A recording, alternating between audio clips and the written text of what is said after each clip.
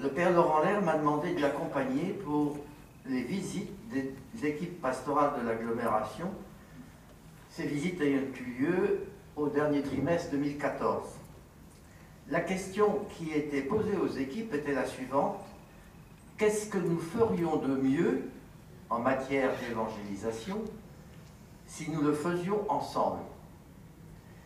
Et il était précisé, demandé, de dégager 2 ou 3 pistes concrètes, et on aurait à préciser ensemble 3 priorités pastorales communes, 2 qui existent déjà, qui pourraient être améliorées, et une qu'il serait souhaitable de mettre en œuvre. Je vous propose une synthèse des réponses, réflexions, questions, propositions des 7 équipes rencontrées. 2 points dans ce que je vais vous dire. Un premier point qui s'appelle constat à l'issue des rencontres, et un deuxième qui s'appelle quel projet, quelle proposition pour l'évangélisation. Ce n'est pas moi qui parle, ce sont les équipiers. Constat à l'issue des rencontres. C'est quand même là des réflexions qu'on a tirées, si vous voulez, de ce qui nous a été, de ce que l'on a partagé, de ce que l'on a entendu. Il n'est pas facile de penser agglo. La pertinence des réponses est fonction de la qualité de la préparation. Il y a une grande diversité de réponses, convergentes ou quelquefois contradictoires. De nombreuses spécificités existent pour chacune des paroisses et elles constituent autant de richesses. Les équipes d'animation pastorale se connaissent très peu, voire pas du tout, et doivent se découvrir. Et une observation, aucune demande de formation. De ces premières observations, nous tirons que la première nécessité pour l'évangélisation de l'agglo est de vivre ensemble, entre guillemets, en accueillant nos différences et nos richesses. Après ces découvertes, quelques questions majeures à éclaircir. Que mettons précisément sous le mot « ensemble » ? Quelqu'un précise « les uns avec les autres ». On pourrait dire aussi « les uns pour les autres et dans la confiance ». Mais « ensemble » n'implique pas une fusion des paroisses. Qu'entend-on par évangélisation? La question est posée. Je n'ai pas de réponse, peut-être, outre les propositions qui vont suivre. Seulement, relire les notes des journées de formation de décembre et assister à celles de mai-juin. Ici. Troisièmement, exigence préalable pour avancer. Le désir et la volonté de travailler ensemble sont unanimement mentionnés, voire souhaités. Mais il faut d'abord se rencontrer pour s'écouter, se connaître, se comprendre, avant de faire des choses ensemble. Il faut avancer dans la lucidité, la persévérance, et la confiance. Ça, c'est ce que les gens ont dit.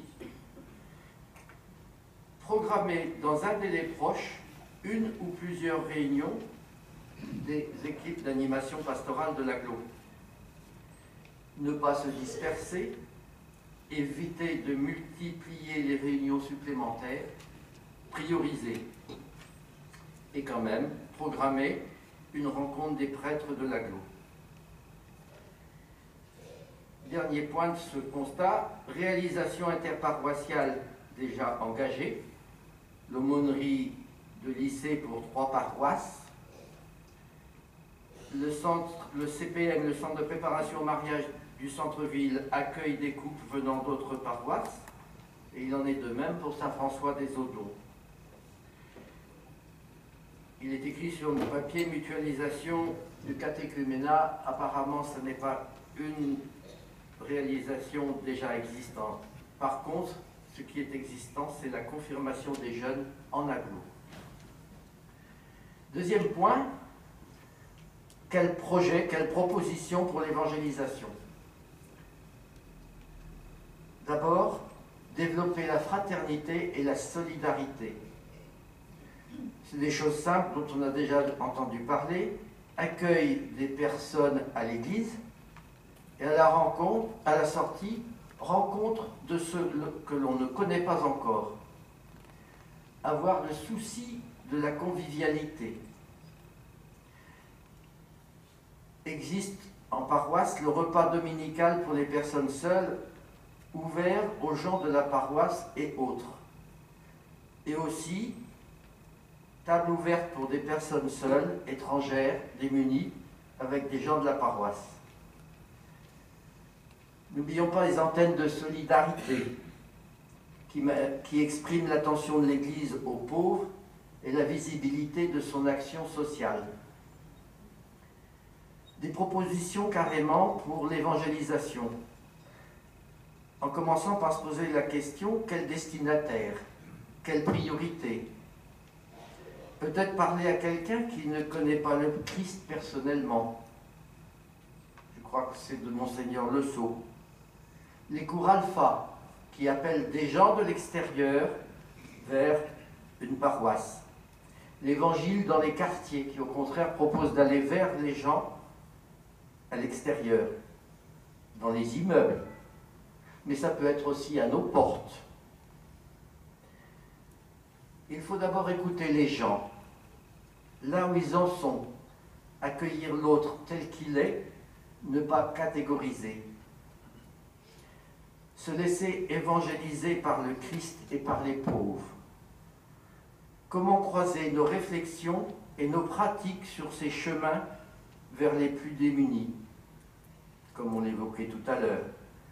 Penser à l'option préférentielle de l'Église pour les pauvres et à l'exhortation du pape François. Il faut un projet qui vienne de la base, qui soit clair et attractif. Il est proposé, en particulier, une mission paroissiale d'évangélisation pour l'agglo. Enfin, il faut croiser nos savoir-faire et nos pratiques. On ne peut rien faire sans les autres, ce qui invite à appeler de nouvelles compétences.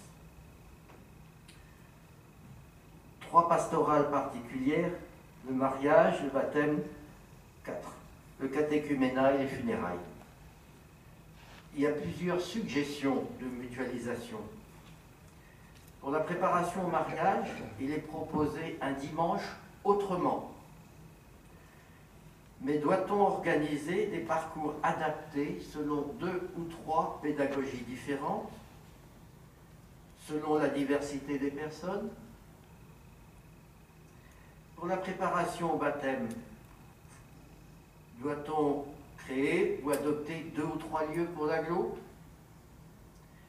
Le catéchuménat, la mutualisation est favorable pour multiplier les échanges entre catéchumènes. Funérailles, problème de mutualisation, 300 inhumations par an sur l'ensemble Don Bosco et Marcel Callot.